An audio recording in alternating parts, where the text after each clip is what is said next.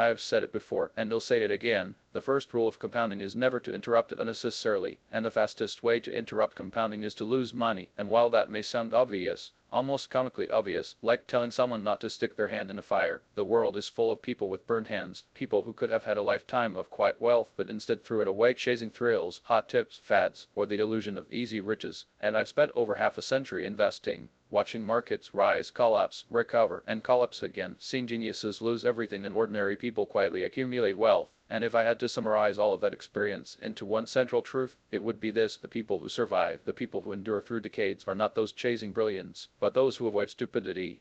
Those who understand that survival in investing, enduring the storms, avoiding fatal mistakes, is far more important than trying to get lucky, more important than trying to outsmart the market, because markets are chaotic, unpredictable, and human behavior is stubbornly irrational, and patience, caution, and humility are the unsung tools of real wealth.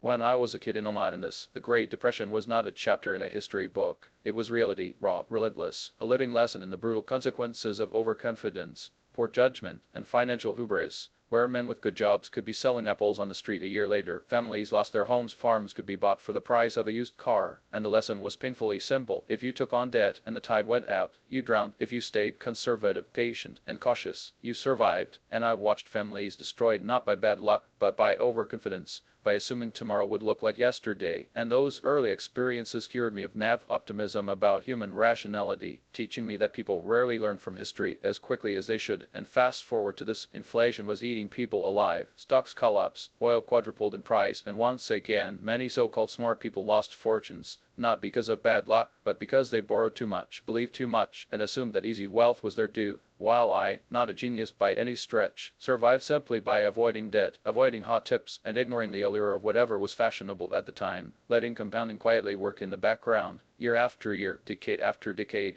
Because avoiding big losses is far more important than chasing big wins, and that is a lesson most investors never internalize. Forever chasing tribal returns by Tuesday, destroying wealth faster than poverty ever could, much like gamblers in Las Vegas, where the bright lights are not paid for by winners but by the endless procession of losers convinced they had a system. And the stock market, in all its sophistication, is simply a bigger, better dressed casino. And I remember investing in companies that looked cheap, real cigar butt deals, the type that promised one last puff, maybe a free smoke. And while I made a little money initially, the stench lingered for years, teaching me that cheap junk is still junk, and that the cost of avoiding stupidity is always far lower than the cost of fixing stupidity later. Because one bad decision, one over-leveraged move, one emotional misstep can erase years of careful, patient compounding in an instant. If you want to know how to never lose money, start with the obvious disasters. Don't borrow money you can't repay. Don't buy what you don't understand. Don't trust the advice of those whose business depends on selling advice, and never assume you're smarter than the market, because surviving quietly, consistently, is how fortunes are built. Warren and I never chased fast wealth, we simply tried not to go broke, and that small distinction, repeated over a lifetime, compounds into enormous outcomes. And I can't stress this enough: forget brilliance, forget cleverness, forget the illusion of beating everyone else. Focus on making fewer dumb mistakes, and wealth will follow naturally. While envy, far more dangerous than any market crash, can ruin a life before money even leaves your account, because seeing someone else do slightly better often triggers reckless imitation, from tech stocks in this to real estate into crypto. In yet Warren and I ignored envy, caring little if someone else doubled their money while we sat still, because sometimes sitting still with the right asset is the smartest move. The dot-com bubble proved this lesson. In the lates, everyone chased internet stocks, bragging about tenfold gains, while we appeared dull, only to see most of those paper fortunes vanish in ashes, leaving Berkshire Hathaway to compound quietly. And the lesson repeats: don't try to leapfrog to glory by copying others' mistakes. Envy is poison, far worse than lust, gluttony, or pride, because it leaves you miserable while you're losing. And patience and independence of mind guard both your sanity and your capital. And I have made plenty of mistakes myself, underestimating how long compounding could work in some businesses, buying cigar butt companies that wasted years of time, passing on opportunities that later flourished. But none of those mistakes cost as much as failing to avoid stupidity. And the lessons, though painful, were invaluable. Overpaying for quality is always better than underpaying for garbage. Cheap junk goes to zero, while quality compounds. And discipline, patience, and humility, not intelligence, are what allow survival. And overconfidence is the silent killer. Arrogance blinds, and admitting ignorance preserves life and capital. As the airline industry and other capital-intensive, cyclical, heavy, high-fuel cost industries demonstrated, betting outside your circle of competence is a shortcut to ruin. And careerism, chasing quarterly bonuses, and short-term thinking misaligned managers' incentives with true long-term wealth.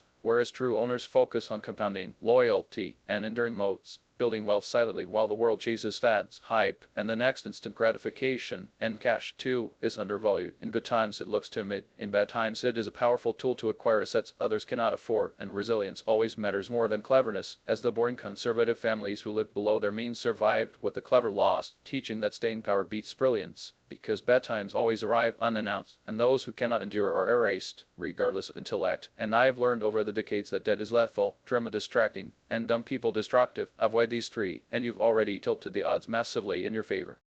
Discipline, not brilliance, patience, not panic, humility, not arrogance, and trust in your circle, not excitement in every opportunity, is the secret. Warren and I made mistakes but survived, and over half a century of compounding quietly turned cautious prudence into extraordinary wealth. Don't swing at every pitch, don't borrow to look clever, don't chase excitement. Instead, spend less than you earn, invest in what you understand, hold cash when nothing is compelling, and let time and compounding do the rest. Avoid disasters, avoid debt, avoid drama, avoid dumb people, and the market will reward you slowly, almost invisibly, unlike the gamblers chasing immediate thrills, because the key lesson from the Great Depression and every subsequent crash is the same. Survive first, thrive second, resist the urge to emulate others, and never lose big. And a great partnership, like mine with Warren, amplifies this philosophy. Not by eliminating mistakes, but by inserting the mistakes. Don't sink the ship, relying on trust, complementary skills, and shared temperament, allowing Berkshire Hathaway to endure bubbles, crashes, and the delusions of others, because long-term compounding beats momentary genius, and staying boring while everyone else chases excitement is often the path to extraordinary wealth.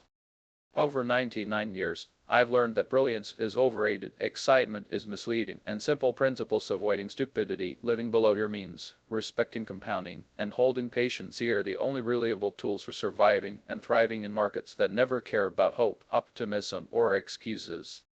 The punchline is simple. The first rule is don't lose, the second rule is don't forget the first rule, and everything else is commentary. Fortune follows discipline, humility, trust, patience, and avoidance of foolishness. Ignore these, and the market will quickly remind you who's in charge, often with devastating precision.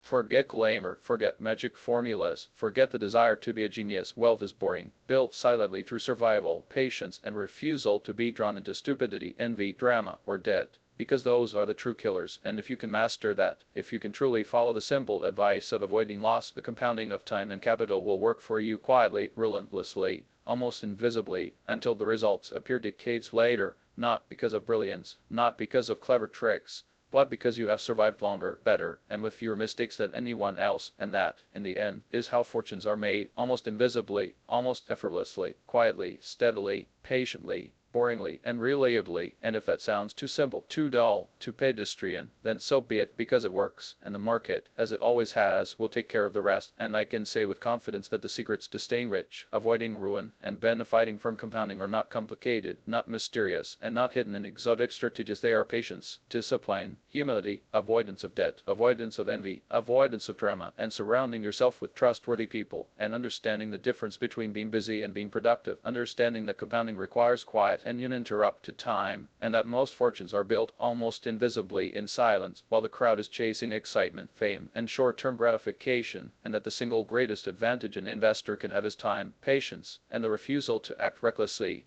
which is why Warren and I never sought to get rich quick, but simply to survive, avoid obvious disasters, and allow compounding to work its quiet magic. And anyone who thinks they can shortcut that process is usually the first to learn the harsh truth. The market doesn't care about your cleverness, it cares about your survival. And survival, combined with patience and discipline, is far more valuable than intelligence, hubris, or overconfidence, because genius without prudence ends in disaster, while the boring, cautious, humble, disciplined investor often ends up extraordinarily wealthy. And that lesson, learned through decades of observation, experience, and painful mistakes, is the one I pass on to anyone who wants to endure the markets, accumulate wealth, and ultimately benefit from the silent but unstoppable power of compounding. And they'll say it one more time: spend less than you earn, avoid debt, avoid drama, avoid dumb people, stay within your circle of competence, be patient, and let compounding do its work over decades, because brilliance is overrated, excitement is misleading, and discipline, patience, and avoidance of stupidity are the true paths to financial survival and ultimate wealth.